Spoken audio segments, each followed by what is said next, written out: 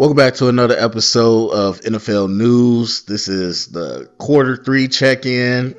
Plus, we got some news, decent amount of news actually going on in the league. So it is the last 4-game stretch.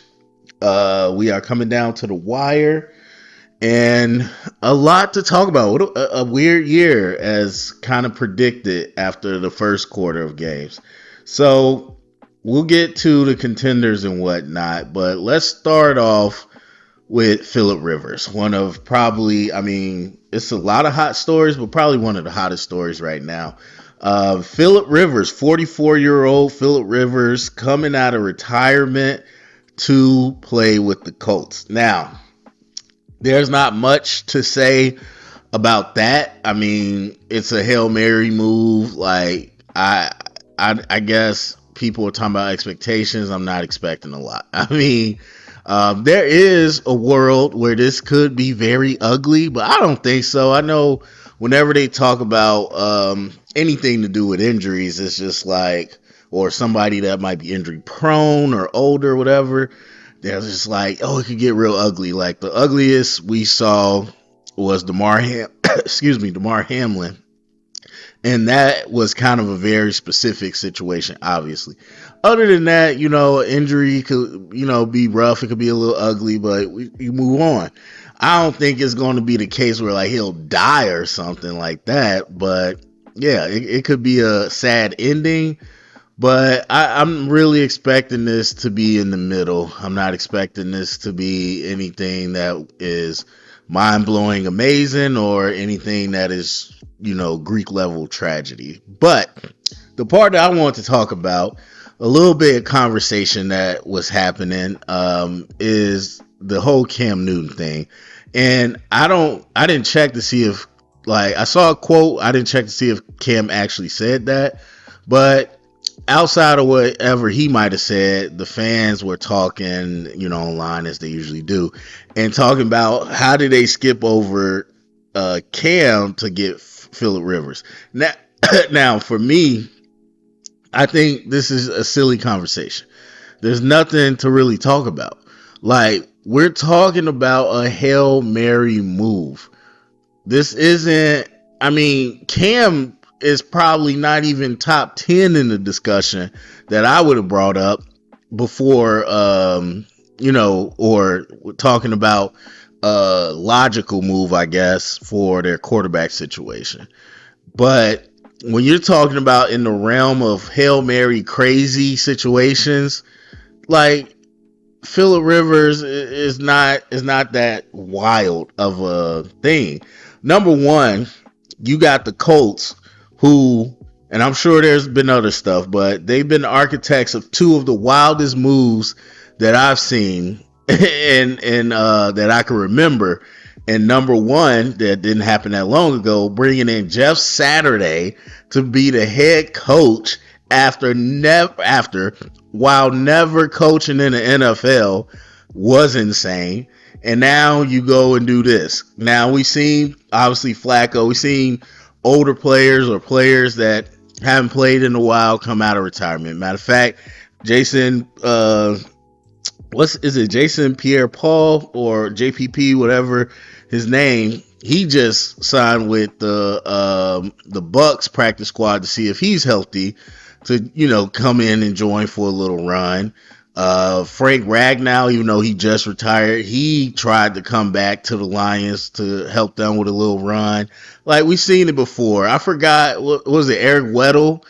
I don't even remember what happened. I don't know if that was the year the Rams won the Super Bowl, but he came out of retirement right before the playoffs to help. So we've seen stuff like this. It's not crazy. But in terms of Cam Newton thing, all that discussion to me is silly, because when we're talking about a Hail Mary like this, just like Jeff Saturday, it had to be something very specific. Shane Steichen is very good friends with Phillip Rivers. And the argument about, I just think, to me, an argument about who deserves what of two retired quarterbacks is kind of silly. And I think Cam, I don't remember if he officially retired, because we had a lot of those lately, even though it's been players that have been out of the league for a while. But either way, he's been out of the league, so he's pretty much retired. And not too long ago, he said he's done with football. But either way, I just think it's silly to have an argument about merit about two people that are out of the league. Also, when it comes to something like this with the quarterback, that's a relationship thing. So to be like, oh, he just got it because he's Shane Steichen's friend. Duh. Or people like, I don't care that he knows his system. What are you talking about? It is week 14. You are bringing in a player for potentially a playoff run that has not been with the team all year. I don't care who it is. Like the factors have to line up, especially at quarterback, for that to even make a little bit of sense. So having somebody to come in that you do not have to teach the system to is 1,000,000% a legitimate reason and not only is it a legitimate reason to make the move doesn't happen without that. It doesn't happen. Like everybody's like Tom Brady and this and that. And there's a reason they didn't call those people up. You're not bringing in somebody who hasn't played football in years unless you have a very specific reason to. And so, yes, the relationship between the two is a major factor of why it happens. And that's how it should be. It's a quarterback. What are we talking about? A OC and a head coach have to have a relationship with a quarterback. They have to be on the same page. Obviously, bringing in somebody that you feel is not only going to be able to pick up things quick, but is really way ahead of the curve in terms of seeing what you want to see. It makes sense. Now, again, as far as what's going to happen when they get on the field and how it all unfolds, I don't know. Again, I feel like just in my mind, it's going to be something, average. And there's a situation where the Colts don't even make the playoffs. So I don't know, man. To me, I think the season's kind of busted, which is unfortunate, but we'll see what happens with that. I think the biggest thing that for me was the whole Hall of Fame. Now, I got a little bit of beef with the Hall of Fame. I don't quite necessarily agree with primetime Deion Sanders, what he said about it a few years ago, but to a certain extent, I do agree that they let too many people in. There shouldn't be a set number that gets in. Like, to me, if you have people going into the hall every single year, you never have a moment where nobody gets in, then that to me, it means your criteria is off. So that's how I feel about it. But either way, even with that being said, and without even looking at Phillip's numbers and having a debate, he resets his clock if he gets activated, and that's a big thing. Now, when you're talking about this type of competitiveness and wanting to play and get back at it, and when you're a football guy, like, I don't know that the Hall, especially if you feel like you got a Hall of Fame career, I don't know that part matters. Now, obviously, you never know what could happen, and so you add in some uncertainty with another 5 years. But for the most part, I feel like, yeah, man, that's a sacrifice you'll make if you're that type of competitor, especially a quarterback, to get back out there and just, feel the thrill and see if you can still do it. So, but to me, on the outside looking in, I'm just like, yeah, that's kind of admirable that he would sacrifice that to. And again, it's not like the Colts are still number 2 seed or anything. I think they're out of the playoffs right now, if I believe so. If not, they are close, as they have been losing some games. Yeah, they're number 8 right now. So this ain't even guaranteed to be a playoff run. And so for him to sacrifice that clock for Hall of Fame is kind of interesting. All right, moving on to another quarterback that I will be very happy when we never have to talk about this again. And that's why I'm proposing the Browns need to trade Shedeur Sanders. I don't even think it's a question. Now, what is weird to me is this whole conversation about Stefanski and how he feels about Shedeur. When the entire team, minus the owner, already told you what they felt about him. In fact, the whole league did. So whether or not he can play or will be this or that, they're trying to put this on Stefanski that he doesn't like Shedeur. He's trying to sabotage him, whatever. And the fact is, Stefanski's probably going to get let go. And for me, if I'm him, I would be happy. I would have been trying to got out, because not only did the owner put Shedeur on them, which everybody knows, and he pretty much said that, but this is the same team that put Deshaun Watson on you after what happened with him. And so for Stefanski to do what he's done with Flacco and all the just different drama to win coaches of the year, especially when he had like a legit quarterback, I was so impressed. Very much like Kevin O'Connor, I was impressed with how he runs the offense. I really was impressed how he didn't have the team like completely mentally melt down in some of the situations they've been in, even though obviously they didn't win a lot, but still just to even be able to keep the ship together. So I think if it's me, or if I'm thinking about my Bears, it's guys like him and Mike McDaniel, who he might not get fired now, but if he ever did, it's guys like him that I would 100% want on my staff. Like, I know I might not be able to keep them for multiple years, but I would find a spot for them on my staff, because having them in the room is just going to make the coaching staff better. So either way, he might be gone. But I think the thing is, I just want Shedeur to get traded. And I'm not even necessarily saying where he should get traded. Now, I do hope he gets traded to a place where he has the opportunity to compete and maybe start, because there's a couple things that I want. Number one, if a team, I don't want to hear any more about the team didn't want him, even though the league, everybody passed on him. I want a team to trade for him, so you eliminate one excuse. Like, the team gave up assets. I don't care if it was a little. They gave up something to get Shedeur. So there is no discussion about did the team want him, did the team want him. Number two, I want him to be able to play.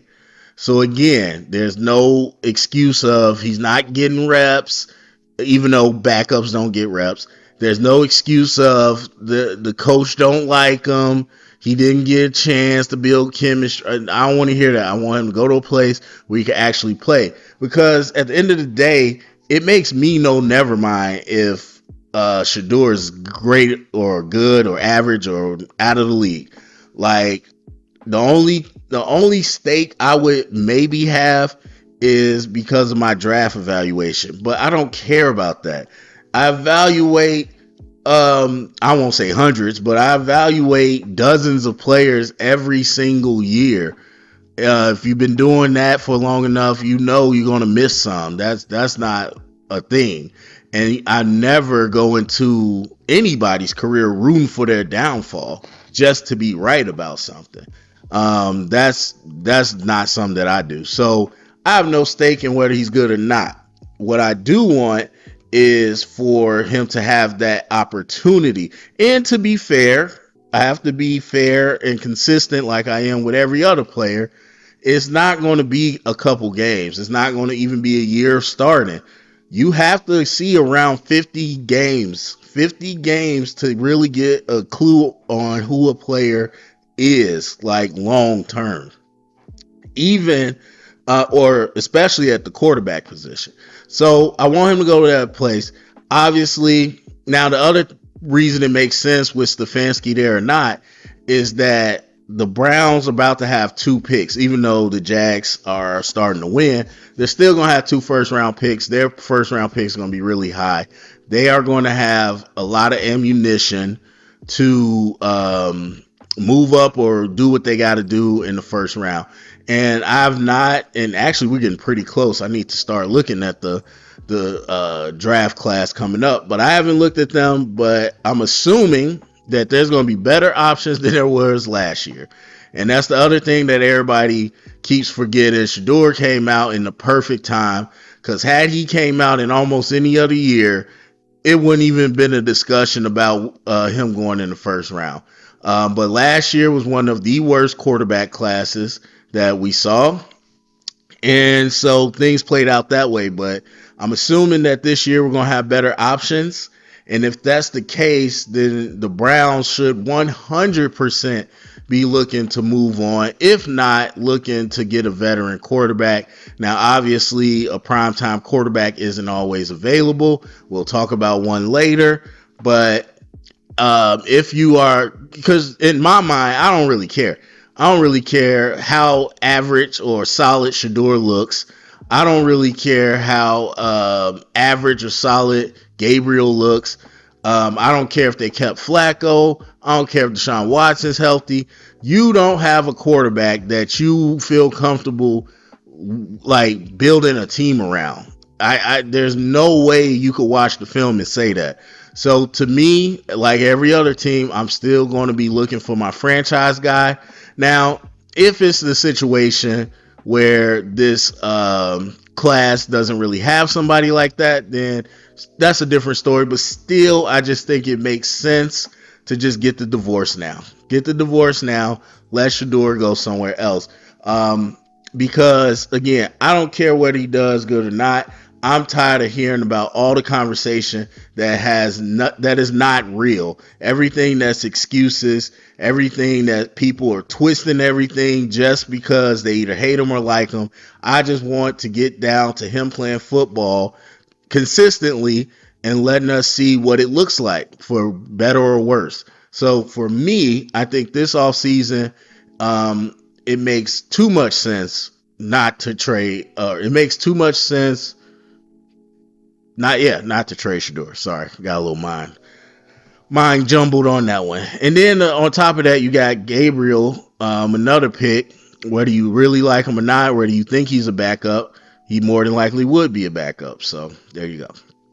Okay, let's move on to another team in the AFC North. Joe Burrow. Joe Burrow had some ominous comments the other day during the press conference. Now, obviously, I think everybody kind of leapt at the whole he wants out of Cincinnati discussion. And that's not where I took it. That's not where my mind went when I first heard it.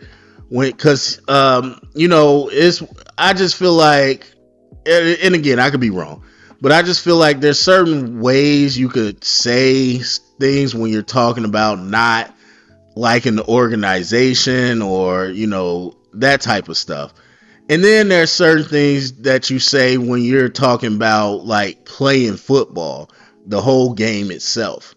And so when he starts talking about having fun and being able to have fun, otherwise he can't keep doing it, or what's the point of keep doing it, which I know everybody rolls their eyes and say you're getting millions and millions of dollars. That's the point of doing it. I get it.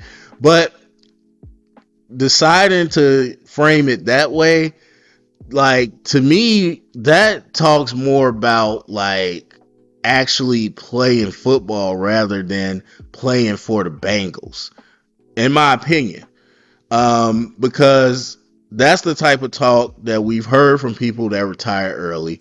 That's the type of talk that we hear from guys that are getting ready to retire, where it is hard. It's hard, even though in my opinion, training camp is not hard at all anymore.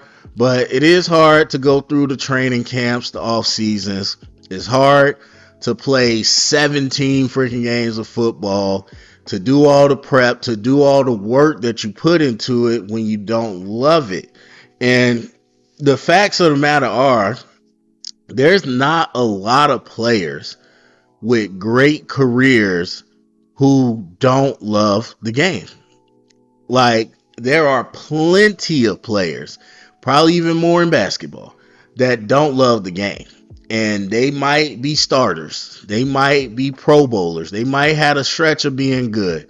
But there are no, I want to say no, there are very few players with a long, prosperous career who don't love the game because it takes up everything, especially at the quarterback position. And so, yes, winning obviously that's part that can impact your enjoyment, but still overall, it's not everything. It can be a situation where you just don't enjoy the grind anymore. And as Tom Brady and a lot of the others tell you, you got to enjoy the process. Otherwise, you won't make it. You'll get burnt out. And we're living in 2025, almost 2026, where that mental health piece and that fulfillment piece is much more of a real thing than it ever used to be. So everything with you make millions of dollars, that sounds good, but people and humans are very acutely aware of what is being fulfilling to them and what's being satisfying to them, just as much as how much is in the bank account. And you talking about a guy that made a lot of money already, so I'm sure he's not in that situation where he's starving and he's been broke all his life, but still overall, it perked my ears up because that didn't come across to me as, I don't know about Cincinnati. Now, obviously, I think he's got some issues with Cincinnati. He kept saying there's a lot of stuff going on. Now, that could be in the locker room, that could be with the ownership, but that could be at home. And obviously, if you just look at players as stats and fantasy, you won't really see it that way. But when you look at them as human beings, man, that could mean a lot of stuff. If we didn't learn anything this year, like there's stuff going on that people don't know about, like the big games, the numbers and the money that don't always equal satisfaction. So that to me is the scarier thing. I would hate to see Joe Burrow leave. One of the, if not my favorite quarterback to watch. And so, yeah, but in terms of him leaving Cincinnati, I also really am rooting against that because I don't like that. Unless like your team is doing something egregious, I don't like when players just try to dip out. I prefer when players are more loyal to the soil and you give back, even if it sucks, you give back to the team that been giving so much to you. So it's not like the Bengals, at least just in terms of football, it's not like they didn't try. Like, yes, the O-line's not great and he gets sacked a lot and he gets hit a lot. Yes, the defense is trash and yes, they've been losing. But we can't act like they didn't try to get talent for the defense. They didn't sign a number of guys and draft guys for the offensive line. Let's not act like they didn't give you a crazy contract. Let's not act like they didn't give your 2-star receivers crazy contracts. Like, the Bengals ain't been sitting on their hands not doing nothing. They've tried. Now, the stuff didn't work. You can hold the GM front office accountable, try to get new people. I'm perfectly fine with firing Zach Taylor and trying something new. He had a lot of chances. But to sit here act like the Bengals never tried to help him is crazy. I think it's just so much hyperbole people get on TV and talk with because, just look at the moves. Like, the moves not working out does not equal we didn't try.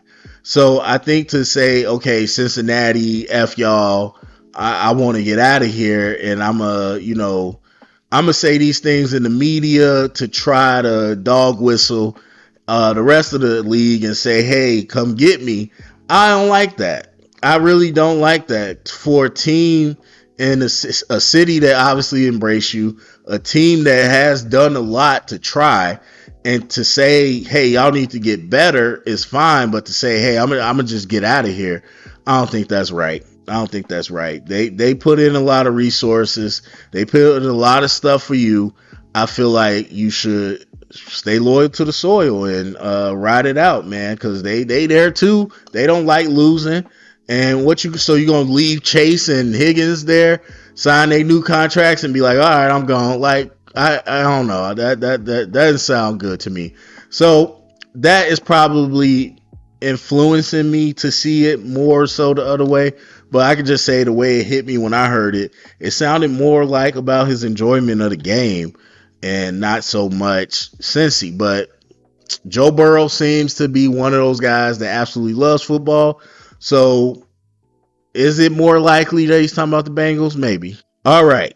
Sticking on the quarterback train, we got to talk about Jalen Hurts. And honestly, I don't even feel like going too long on this like I was before, or like I previously felt like doing, because I talked about this with this exact same player in the offseason. I talk about this often when we're talking about quarterbacks. At the end of the day, people just don't know how to evaluate quarterbacks. And all I really want to say is that people have to understand, and I try to leave sports media out of it because I really feel like they know all this and they're just doing stuff to, get views and ratings, because the way they approach all these discussions make no sense and they just talk in circles, and that's probably the point. But I need casual fans and people online, like, y'all gotta realize, good quarterbacks, great quarterbacks, top 5, whatever, they're not perfect. None of these we don't have a perfect quarterback. Quarterbacks are always going to have strengths and weaknesses. They're going to have areas that they're more comfortable with, areas that they don't excel at. And we have to stop acting like to point that out or to evaluate or analyze that is you hate it. I mean, I get it. We're in a binary type of world. Everything's up or down, black or white. And so for somebody to say something that's not positive, oh, you hate, you saying he's not good. And people make these leaps in logic just like that all the time in conversation. Oh man, he's really not good throwing to moving to the right and throwing hitch routes. Oh, so you saying he's not top 5? Like, what are you talking about? That's not what I said at all. But that's how people treat it. And so I just want people to realize, like, just because you accomplished something, just because you had some good plays or whatever, that doesn't exempt you from criticism.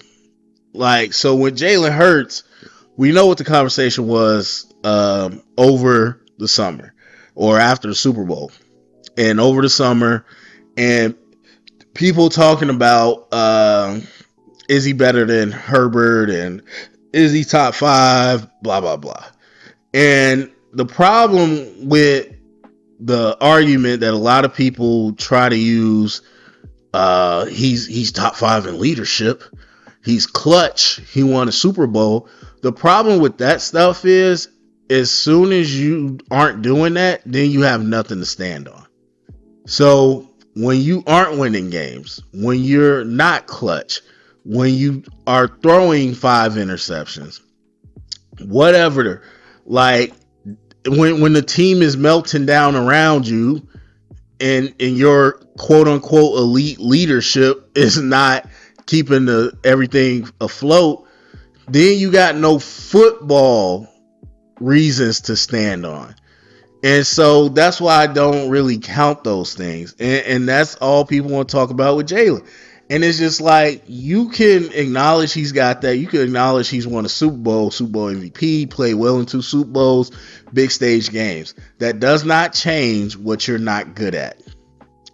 And for what, again, whatever reason, people will just not allow themselves to have a legitimate conversation about these quarterbacks.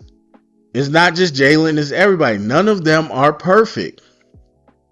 And as I've always said, it's a team game. And so the discussions most of the time are just a little ridiculous because you try to have them in a vacuum, and football is literally 11 people on the field. You can't have a conversation in a vacuum. Everything is going to be connected to each other and what everybody else is doing on offense, especially offense. And so there's that. We just really don't have too many people in the media, too many people online, too many big names that actually know how to evaluate quarterbacks, because everybody is so busy trying to be on different teams. I'm team Josh Allen. I'm team Lamar Jackson. I'm this, I'm that. So I'm on their team. I can't say anything negative. I got to attack anybody that says anything that's not positive about them. I got to pump them up at each turn. Like, people are too busy doing that. They're too busy trying to label people. Oh, CJ Stroud is top 5. He's a top 10 quarterback as a rookie. Oh, Jaden Daniels is this. Like, people are so busy trying to make these labels, crown people, and be on people's team that they can't have honest conversations about the players. And then when the players go out and do stuff, they're shocked. They're like, oh my God, how did that happen? And that stuff like that is just so silly, because you're not doing any real football analysis. And so therefore, when you get into situations where they're not being consistent, and in a season where a lot of these quarterbacks are not looking the way they usually look, now nobody has any explanation. Like, if you listen to any conversation about the Ravens, it sounds like 5-year-olds are talking. Like, you have anybody off the street give that analysis. Like, Lamar's hurt. Okay, that's one thing people throw out even without a ton of evidence. And other than that, it's just, well, I don't know. It must be something. We got to fire somebody, or somebody did something. We have no idea. I don't know what's going on. Like, it's just no analysis, because you're not honest about what Lamar's good at and what he's bad at. You're not honest about what are the different conditions and contexts in which allow him to be successful, and therefore when it's not there or some changes, you can't even articulate it. Same thing with Mahomes, and so on and so forth. And me personally, the last few years, I love seeing things that go counter narrative, because then I watch sports media scramble to make any type of excuse or figure it out, and they can't. And this year, this whole season's been counter narrative. So looking at all these people who are just like, yeah, well, we still think he's going to work it out because he's Lamar, or he's going to work it out because he's Mahomes, because we've seen him do this, so therefore he has to do it again. That's the laziest analysis you get every day. And I just think most of these people have no clue how to really evaluate a quarterback, or they just choose not to. All right, moving on from that, because we going long. Our last discussion, speaking of a crazy year. So talking about the contenders. This is a crazy year, man. This is a crazy year. I'm gonna be honest with you. And we'll see. We gotta wait to see how the playoff shakes out, because it's a lot of movement that could happen. But if we're looking at just today, I'll be honest with you, I only have one contender coming out of the AFC. In terms of winning the Super Bowl, the AFC is in shambles. And so are there a number of teams, depending on the matchup, that could make it to the Super Bowl? Sure. But who's a legit contender to win? I only got one, and that's the New England Patriots. The rest of them, I mean, no. And like I said, we'll see how it shakes out. Buffalo probably more than likely will end up in still. And then on top of that, the Ravens could still get in. And those quarterbacks, that talent level on the roster, that's something to be looked at. But we've seen that both those teams are not, they're not at the level that they've been in the past. And although the AFC might be lighter this year, the NFC is not. And I just don't see either one of them as locks in terms of contenders. And we'll see who gets in ultimately. So right now, the only one that I'm really looking at is the New England Patriots. The New England Patriots. And the biggest reason that I doubt them is because they're new to this. Now, obviously, Vrabel's not new. Not every single person is new to playoff football and stuff. But this unit, as currently constructed, this is new for all of them. They were obviously at the bottom of the league last year. And so being able to compete in playoff level football, that's always a question mark. Now, it doesn't mean you can't do it, but on your first go around, that doesn't typically happen. But again, given the matchups that are out there, given the roster that they have, the way that they play, that's the only team that I can really see getting into the ring with some of these NFC teams and having a real shot at winning. And to be honest, it's not a high shot, but that's the only one that I could really see. I mean, I've talked about the other teams before. Hopefully y'all understand why the other teams are not contenders. Now the NFC, that's a big different conversation. And we really have to see who gets in. Now, let's see. The Bucks are on right now and they're winning. And so it's not a guarantee, but it's looking pretty likely that they'll be the NFC South representatives. And they are getting healthy on offense right as they're going into the playoffs. And we'll see kind of how that holds up. But even with them getting more healthy, overall, they just have not been the team that they started off this season. The team that we saw last year, they just haven't been that team.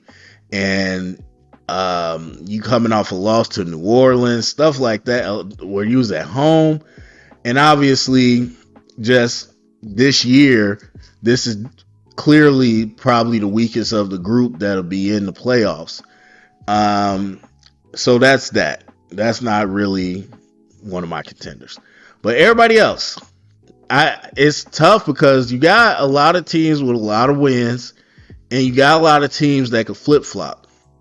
The Rams about to play the Seahawks pretty soon, and they could flip spots. The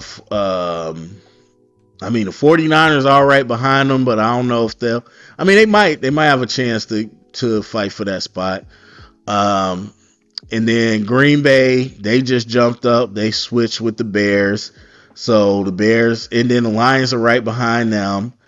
And so there's a lot of seeding that can change, and I think those matchups will be important. But in terms of, just looking at it, the Rams, Packers, Seattle, I think those are legit. 49ers, I can't really get on board with because of their defense. Yeah, they missing their big dogs. They getting by, but I just can't really get on board with that. So for me, for the most part, it's going to be the Rams, Packers, Seahawks. But I got to get the Eagles a little bit as the defending champs, and with that amount of talent on the roster. And I know it might not be looking good, but that's the same thing I said last year at the time that I said that they were a contender, even though they weren't playing well. I said, man, that roster. And I kind of feel that way similarly this year. Got to give him a little benefit of the doubt. It's not the best reasoning, but that literally would end up taking them to the Super Bowl and to the championship win. So I feel like I can't discount them. But going into this playoffs, as of right now, there's a lot more to be seen, who gets in and whatnot. There's not too many contenders, man. It's coming out of AFC especially. I really feel like the NFC is going to have a dogfight, and they got much better complete teams. And those are the teams that I could see winning the actual Super Bowl. So there's that. That's enough of me. Go down comment section. Let me know what you think. Share around, get the convo started. Thumbs up, subscribe.